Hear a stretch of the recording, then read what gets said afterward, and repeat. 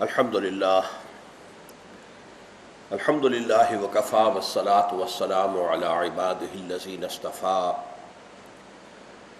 خصوصاً علی افضلہم وخاتم النبیین محمد الامین وعلی آلہ وصحبہ اجمعین اما بعد فقد قال اللہ تبارک وتعالی کما ورد فی سورة الصف اعوذ باللہ من الشیطان الرجیم بسم اللہ الرحمن الرحیم هو الذي أرسل رسوله بالهدى ودين الحق ليظهره على الدين كله ولو كره المشركون يا أيها الذين آمنوا هل أدلكم على تجارة تنجيكم من عذاب أليم تؤمنون بالله ورسوله وتجاهدون في سبيل الله بأموالكم وأنفسكم ذالکم خیر لکم ان کنتم تعلمون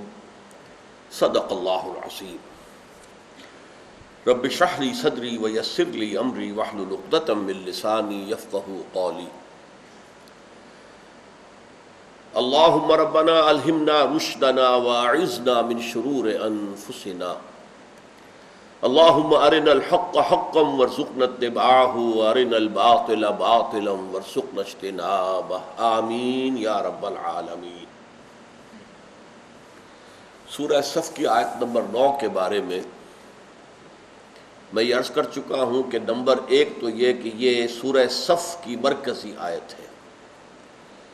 یوں سمجھیے کہ ہر سورہ مبارکہ میں جو آیات ہیں وہ ایک خاص مرکزی مضمون کے ساتھ وابستہ ہوتی ہے، اسے اس سورہ مبارکہ کا عمود کہا جاتا ہے۔ ہر آیت اپنی جگہ پر علم و حکمت کا، ہدایت کا، موعظت کا ایک بڑا قیمتی موتی ہے، لیکن جب ہار بنانے کے لیے موتیوں کو پرویا جاتا ہے تو ان میں جو ترتیب رکھی جاتی ہے وہ آپ کو معلوم ہے، اس سے ان موتیوں کا حسن دوبالا ہو جاتا ہے۔ یہی معاملہ قرآن حکیم کی صورتوں کا ہے، اگرچہ ہر آیت اپنی جگہ پر علم و حکمت کا ایک موتی ہے، نہایت خوبصورت، حسین، نہایت قیمتی، لیکن جب یہ ایک ہار میں پرو کر ایک صورت کی شکل اختیار کرتی ہیں وہ آیتیں، تو پھر یہ کہ ہر آیت کا اپنی جگہ پر حسن دوبالا ہو جاتا ہے۔ اس اعتبار سے یہ سورہ صف جو ہے، اس کی مرکزی آیت، اس کا عمود یعنی وہ دھاگا جس میں کہ اس کے موتی پروئے گئے ہیں، وہ یہ آیت نمبر 9 ہے۔ هو الذی ارسل رسولہ بالہدی ودین الحق لیظہرہ علی الدین کلہ ولو کرہ المشرکون۔ یہ بات بھی جان لیجئے کہ قرآن حکیم میں جہاد اور قتال فی سبیل اللہ کے مضامین جو ہیں وہ بڑی طویل مدنی صورتوں میں آئے ہیں اور بہت مفصل آئے ہیں، بہت تفصیل کے ساتھ آئے ہیں۔ جیسے ایمانیات کا مضمون سب سے زیادہ تفصیل کے ساتھ مکی صورتوں میں آیا ہے، لیکن مدنی صورتوں کا جو یہ سلسلہ ہے 10 صورتوں پر مشتمل، سورہ حدید سے لے کر سورہ تحریم تک، اس میں ہم نے دیکھا کہ ایک سورہ تغابن جس کا ہم مطالعہ کر چکے ہیں وہ ایمانیات کے موضوع پر جامع ترین صورت ہے، کل 18 آیات۔ اسی طرح جہاد اور قتال فی سبیل اللہ کے مباحث جو ہیں، سورہ انفال پوری کی پوری اسی پر مشتمل ہے۔ غزوہ بدر کے حالات پر تبصرہ ہے، اس کے بعد کے حالات کے ضمن میں ہدایات دی گئی ہیں۔ سورہ آل عمران کے 60 آیات مسلسل اسی موضوع پر ہیں، اس لیے کہ غزوہ احد کا اس کے اندر سارا تذکرہ آیا ہے۔ پھر سورہ نساء میں بڑی تفصیل کے ساتھ یہ مضامین آئے ہیں۔ سورہ مائدہ میں اگرچہ زیادہ تفصیل سے نہیں ہے لیکن موجود ہے، اور خاص طور پر وہ واقعہ کہ سابقہ امت جو تھی بنی اسرائیل، انہوں نے جس وقت انکار کیا ہے جہاد و قتال فی سبیل اللہ سے، تو پھر گویا کہ انہیں ایک سزا دے دی گئی کہ 40 برس تک اسی صحرا میں بھٹکتے پھرو گے، ورنہ اگر تم اس وقت ہمت کرتے اور جنگ کے لیے کمر کس لیتے تو یہ ارض مقدس ہم ابھی تمہیں دے دیتے۔ پھر سورہ انفال، سورہ توبہ پوری کی پوری، سورہ توبہ جو ہے وہ خاص طور پر ویسے بھی اس اعتبار سے کہ قرآن مجید کی آخری صورت ہے، بحیثیت مجموعی آخری صورت ہے، تو اس میں قتال وغیرہ کے ضمن میں بھی بڑے تفصیلی احکام ہیں۔ پھر سورہ احزاب میں ہے، سورہ محمد پوری قتال کے موضوع پر ہے صلی اللہ علیہ وسلم، لیکن یہ کہ ان صورتوں میں یہ چھوٹی صورت سورہ صف جو کل 14 آیات پر مشتمل ہے، وہ جہاد فی سبیل اللہ اور قتال فی سبیل اللہ پر قرآن مجید کی جامع ترین صورت ہے۔ قتال کی آیت ہم پڑھ چکے ہیں، آیت نمبر 4 جو تھی، ان اللہ یحب الذین یقاتلون فی سبیلہ صفا کانہم بنیان مرصوص۔ اللہ کو تو محبوب اپنے وہ بندے ہیں جو اس کی راہ میں جنگ کرتے ہیں صفے باندھ کر، گویا کہ سیسا پلائی ہوئی دیوار ہے۔ اور جیسا کہ ابھی میں نے آیات تلاوت کی ہیں، اس آیت کے فوراً بعد جہاد کی بحث آ رہی ہے۔ یا ایھا الذین آمنوا ھل ادلکم علی تجارۃ تنجیکم من عذاب علیم تؤمنون باللہ ورسولہ وتجاہدون فی سبیل اللہ باموالکم وانفسکم۔ تو جہاد اور قتال دونوں کے موضوع پر جامع ترین سورت جو ہے قرآن مجید کی وہ سورہ صف ہے، اور اس میں یہ آیت جو ہے یہ در حقیقت جہاد اور قتال کا جو مقصد ہے، تو اس کا ہدف ہے، یعنی قتال فی سبیل اللہ۔ فی سبیل اللہ سے کیا مراد ہے؟ جہاد فی سبیل اللہ سے کیا مراد ہے؟ وہ مراد ہے جو یہ آیت نے معین کی ہے، هو الذی ارسل رسولہ بالہدی ودین الحق لیظہرہ علی الدین کلہ۔ وہی ہے اللہ جس نے بھیجا اپنے رسول کو صلی اللہ علیہ وسلم الہدا، قرآن حکیم ہدایت کاملہ دے کر اور دین حق دے کر، سچا دین جو مبنی بر عدل و قسط ہے، مکمل نظام زندگی، تاکہ اسے غالب کریں پورے کے پورے نظام زندگی پر۔ یہ ہے مقصد جس کے لیے جد و جہد ہوگی تو وہ جہاد فی سبیل اللہ ہے، اس کے لیے جنگ کی نوبت آ جائے تو وہ قتال فی سبیل اللہ ہے۔ تو فی سبیل اللہ کا مفہوم معین کرنے والی آیت یہ ہے، تو چنانچہ یہ ہے اس کی مرکزی آیت۔ پھر میں آپ کو بتا چکا ہوں کہ امام الہند شاہ ولی اللہ دہلوی رحمۃ اللہ علیہ نے اسے نہ صرف سورہ صف کا پورے قرآن کا عمود قرار دیا، اور مولانا عبید اللہ سندھی رحمۃ اللہ علیہ نے اسے ایک بین الاقوامی اسلامی انقلاب کا عنوان قرار دیا ہے۔ اور میں نے اس میں ایک بات مزید عرض کی تھی کہ میرے نزدیک سیرت النبی صلی اللہ علیہ وسلم کے فہم کے لیے یہ آیہ مبارکہ کلید ہے۔ اگر یہ آیت سامنے نہ ہو تو سیرت سمجھ میں نہیں آئے گی۔ آج میں تھوڑی سی روشنی اس موضوع پر ڈالنا چاہتا ہوں، اور اس کے لیے پہلے میں حوالہ دینا چاہتا ہوں مستشرقین کا، کہ انہوں نے سیرت کے بارے میں کیسی گول مول باتیں کر کے اور لوگوں کے ذہنوں میں ایک اشکالات اور شبہات پیدا کیے۔ آپ کو معلوم ہے اس دور کا جو سب سے بڑا فلاسفر آف ہسٹری مانا جاتا ہے ٹوائن بی اس وقت پوری دنیا میں مانا جاتا ہے، فلسفہ تاریخ کے اوپر وہ اتھارٹی ہے، سب سے بڑی اتھارٹی۔ جیسے نفسیات میں بابائے نفسیات فرائڈ کو مانا جاتا، تو مختلف شعبوں کے اندر مختلف لوگ ہیں کہ جن کا لوہا مانا گیا۔ اس ٹوائنبی نے ایک ایسا جملہ کہا ہے، زہر میں بجھا ہوا جملہ، Muhammad failed as a prophet but succeeded as a statesman. Muhammad ناکام ہو گئے ایک نبی کی حیثیت سے، ہاں کامیاب ہوئے ہیں تو ایک سیاست دان کی حیثیت سے، اسٹیٹس مین کی حیثیت سے۔ اب آپ اندازہ نہیں کر سکتے کہ اس کے اندر کتنا زہر گھلا ہوا ہے۔ اصل میں ان کا ایک تصور ہے، نبوت کسے کہتے ہیں؟ نبوت کے آئیڈیل ان کے نزدیک حضرت عیسیٰ ہیں، حضرت یحییٰ ہیں۔ حضرت عیسیٰ نے کبھی تلوار ہاتھ میں لی، نہ حضرت یحییٰ نے کبھی تلوار ہاتھ میں لی، بس دعوت ہے، تبلیغ ہے، نصیحت ہے، سرمنز ہے، وعظ ہے، یہی ہوتا رہا۔ چاہے اس میں تلخ وعظ بھی ہے، سخت تنقید بھی ہے، لیکن بہرحال اس سے تو آگے تو بات نہیں بڑھی۔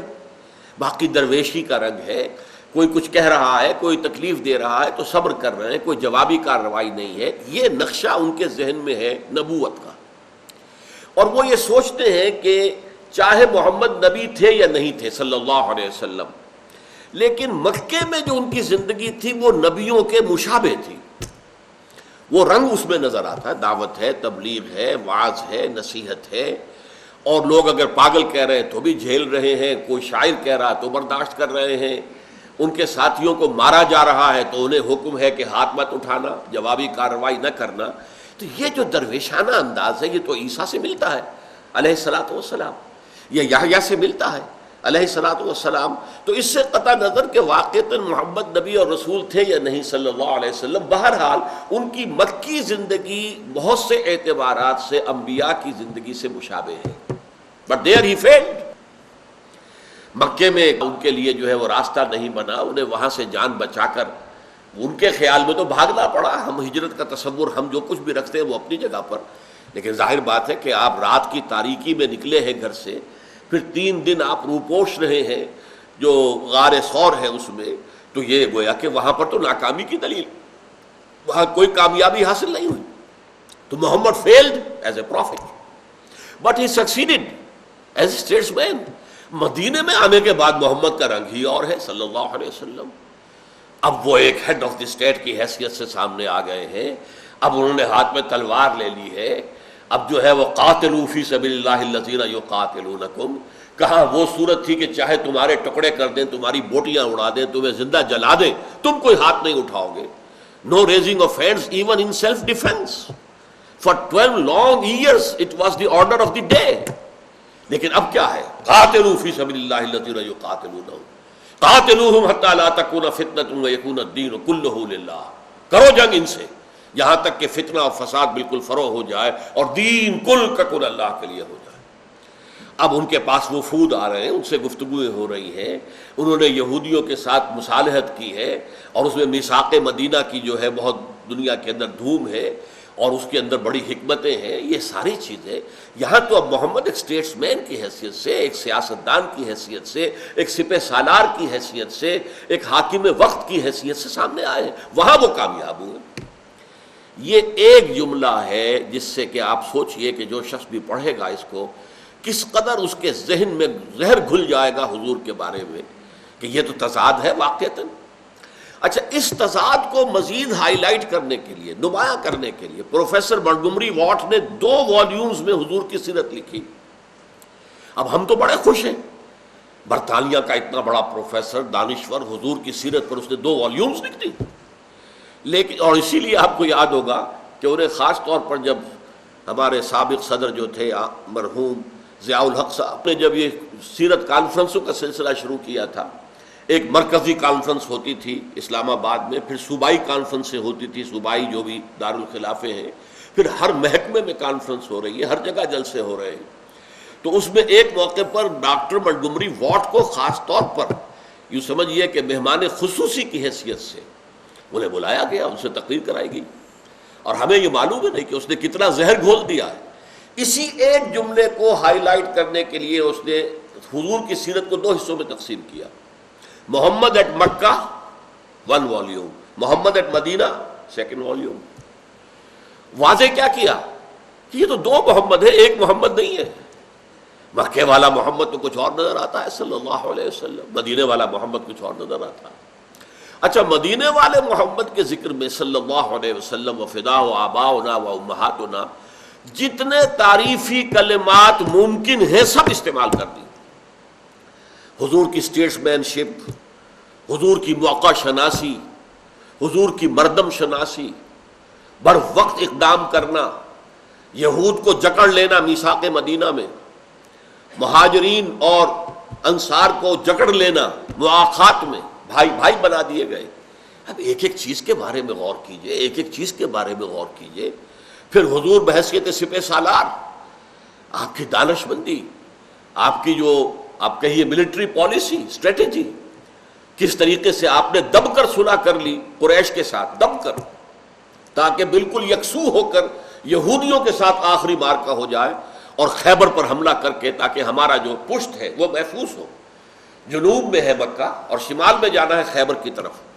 اب اگر مکے والوں سے یہ معاہدہ نہ ہو گیا ہوتا صلح حدیبیہ تو اندیشہ تھا کہ مسلمان اگر خیبر پر حملے کرنے کے لیے نکلتے تو ادھر سے قریش آ کر مدینے کے اوپر حملہ آور ہو کر فتح کر لیتے. لہذا پہلے آپ نے ان سے صلح کی اور دب کر صلح کی، اس کے بعد یکسو ہو کر پھر حملہ کیا اور یہودیوں کا جو آخری گڑھ تھا اس کو ختم کر دیا. تو یہ حضور کی پالیسیز کا معاملہ، دور اندیشی کا معاملہ، معاملہ فہمی کا معاملہ، انسان شناسی کا معاملہ، یہ صلاحیت، یہ در حقیقت اس کو جتنے ٹریبیوٹس پے کیے جا سکتے ہیں، جتنے بھی اس کے لیے ایڈجیکٹیوز ہیں، اس کے لیے سپرلیٹو ڈگریز کے اندر ایڈجیکٹیوز جو ہے اس نے استعمال کر دی. لیکن اب غور کیجئے، ہم تو دھوکہ کھا جائیں گے، یہ تو بڑا حضور کا بڑا ثنا خواں ہے، بہت ہی تو حمد کر رہا ہے، تعریف کر رہا ہے، لیکن اصل کیا ہے؟ Muhammad at Mecca, Muhammad at Medina, they are 2 Muhammad صلی اللہ علیہ وسلم. ان میں تضاد ہے اور واقعہ یہ ہے کہ تضاد ہے. اب دیکھیے مکے میں حکم یہ ہے، جیسا کہ میں نے ابھی عرض کیا تھا، کہ اے مسلمانوں چاہے تمہارے ٹکڑے کر دیے جائیں، تمہیں کوئی جوابی کارروائی نہیں کرنی، چاہے تمہیں دہکتے ہوئے انگاروں پر لٹا دیا جائے، جیسے خباب بن الارت رضی اللہ تعالیٰ عنہ کو لٹا دیا گیا، لیٹ گئے۔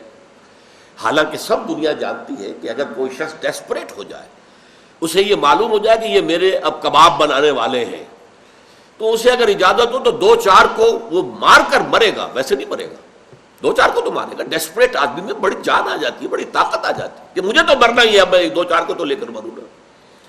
چھوٹی سی کیا جانور ہے یہ بلی، اگر اسے بھی آپ کسی کارنر کر لیں کسی جگہ پر اور اسے معلوم ہو کہ اب اس کے لیے بھاگنے کا کوئی راستہ نہیں، تو وہ آپ پر جھپٹے گی، آپ کے آنکھوں پر حملہ آور ہوگی، براہ راست چھلانگ لگا کر آئے گی آنکھوں کے اوپر۔ تو یہ کیوں؟ اس لیے کہ ڈیسپریٹ ہو گئی ہے وہ، اسے معلوم ہے کہ میرے لیے تو اب راستہ کوئی نہیں ہے، میرے لیے تو موت ہے ہی ہے، تو ٹھیک ہے میں اس دشمن کو اپنا نقصان تو جتنا پہنچا سکتا ہوں پہنچا لوں۔ تو یہ ہے سورت مکے میں، اور مدینے میں آ کر یہ ہے کہ جنگ، قتال، طبل جنگ بجایا جا رہا ہے۔ تضاد ہے یا نہیں؟ تضاد تو ہے، بالفعل ہے۔ ایک اور تضاد دیکھیے، سن 6 میں صلح حدیبیہ کے موقع پر دب کر صلح کر رہے ہیں اور صحابہ کا خون کھول رہا ہے۔ حضرت عمر ضبط نہیں کر سکے اور انہوں نے خود اپنے قول کے مطابق گستاخی کی حضور کے سامنے، اور ساری عمر پچھتاتے رہے، حضور کیا آپ اللہ کے نبی نہیں ہیں؟ ہاں میں اللہ کا نبی ہوں۔ کیا ہم حق پر نہیں ہیں؟ ہاں ہم حق پر ہیں۔ پھر یہ آپ دب کر ہم کیوں صلح کر رہے ہیں کفار سے؟ حضور نے فرمایا مسکراتے ہوئے، میں وہی کچھ کر رہا ہوں جس کا مجھے حکم ہے۔ اب خاموش تو ہو گئے، لیکن دل کے اندر تو وہ جذبات موجود ہیں نا۔ اور صرف عمر کا معاملہ نہیں ہے، یہ حضرت علی کا معاملہ یہی ہے۔ حضرت علی سے جب کہا گیا کہ اے علی، چونکہ سہیل بن عمرو جو آیا تھا، جو کہ مکے والوں کا نمائندہ بن کر آیا تھا، اور وہ جو ہے ڈکٹیٹ کرا رہا تھا، تو حضور نے لکھوایا کہ یہ صلح نامہ ہے محمد الرسول اللہ اور قریش مکہ کے مابین۔ اس نے فوراً اعتراض کر دیا۔ بڑا ذہین اور فطین انسان تھا، بڑا خطیب انسان تھا۔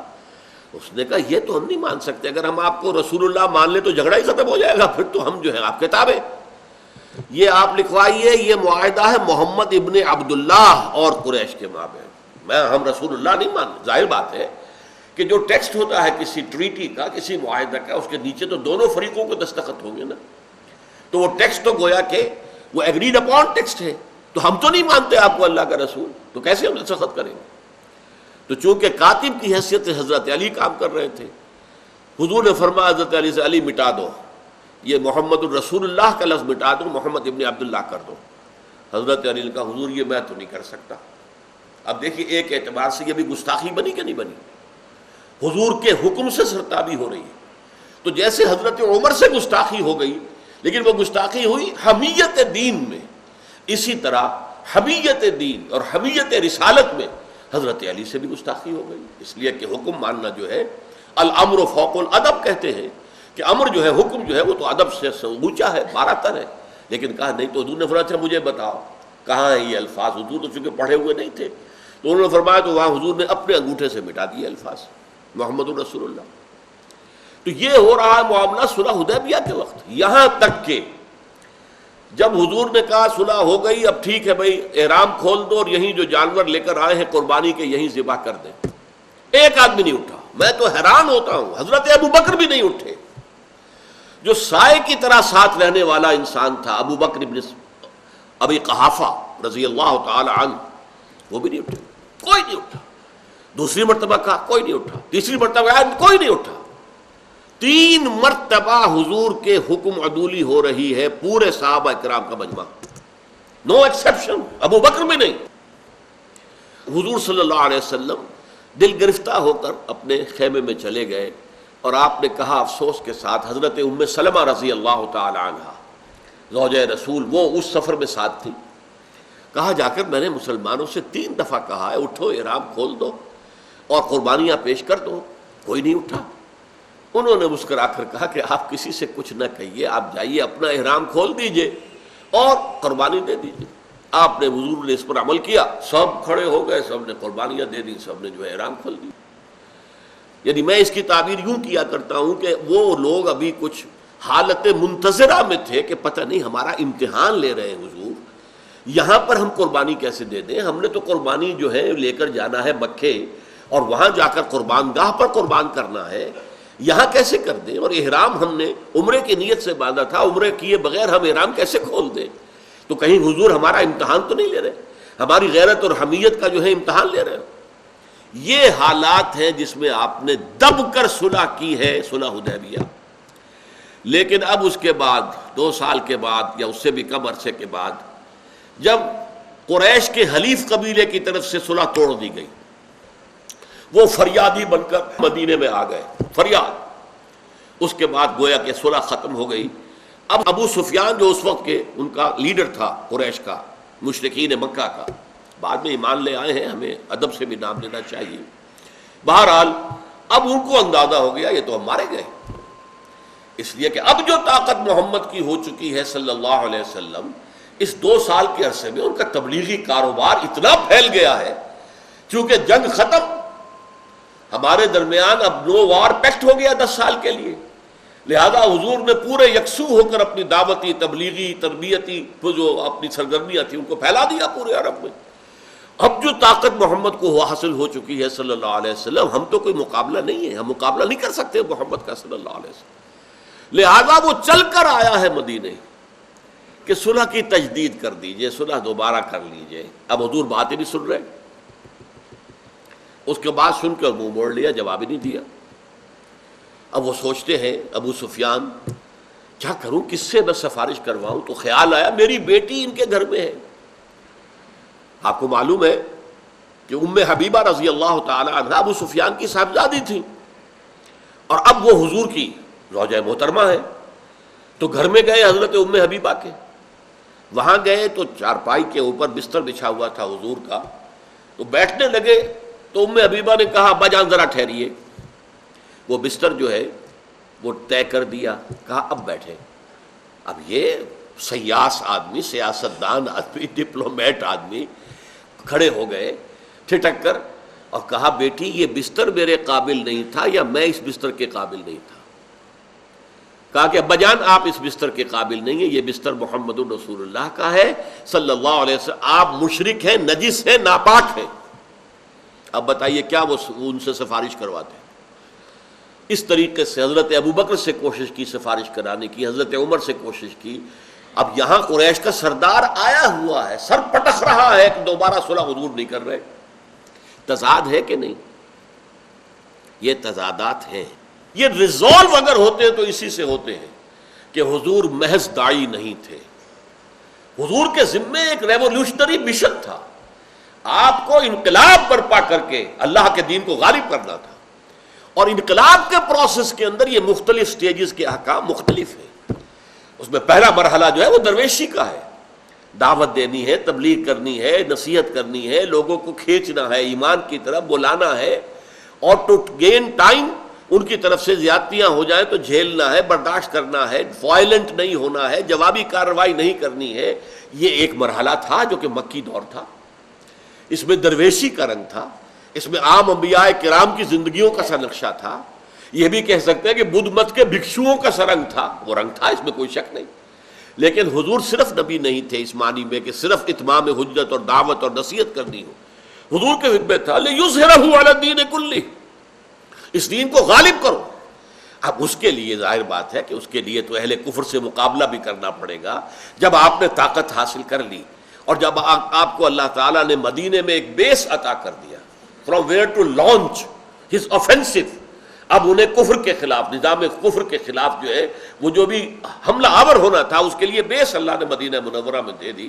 اب انہوں نے قتال فی سبیل اللہ جو ہے اس کا راستہ اختیار کیا۔ تو یہ در حقیقت بن جاتا ہے معاملہ کہ ایک اگر آپ کے سامنے مقصد ہو، مقصد کیا تھا؟ هو الذی ارسل رسولہ بالہدی ودین الحق لیظہرہ علی الدین کلہ، یہ تھا اصل مقصد جس کے لیے محمد الرسول اللہ صلی اللہ علیہ وسلم کی بعثت ہوئی تھی۔ اب آپ اس پورے پروسیس کو دیکھیں گے تو معلوم ہوگا کہ یہ 2 سٹیجز ہیں، یہ مختلف 2 مراحل ہیں اس انقلابی عمل کے۔ اس پر میری تفصیلی کتاب تو ہے منہج انقلاب نبوی، لیکن یہاں تو میں علامہ اقبال کے ایک شعر کے حوالے سے یہ 2 مراحل جو ہیں بیان کیے دیتا ہوں۔ علامہ اقبال نے خاص کیف کے عالم میں یہ اشعار کہے ہیں، گفتند جہان ماں آیا بے تمہیں سازد، اللہ نے مجھ سے فرمایا ہے اقبال میں نے تمہیں اپنے جس دنیا میں جس جہان میں بھیجا ہے وہ تمہیں اچھی لگی کہ نہیں؟ گفتم کے نمی سعادت، میں نے کہا نہیں مجھے اچھی نہیں لگی۔ گفتند کے برہم جن، اللہ نے فرمایا اچھا تو پھر توڑ دو، پھوڑ دو، اس کو برہم کر دو، درہم برہم کر دو۔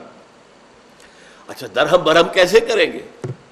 اب اگلے شعر میں یہ دو ہیں ادوار حضور کی سیرت کے، با نشہ درویشی در ساز و دمادم زن، درویشی کا رنگ اختیار کرو، ایک داعی، ایک مبلغ، ایک ناصح، یہ اصل میں درویش ہوتا ہے۔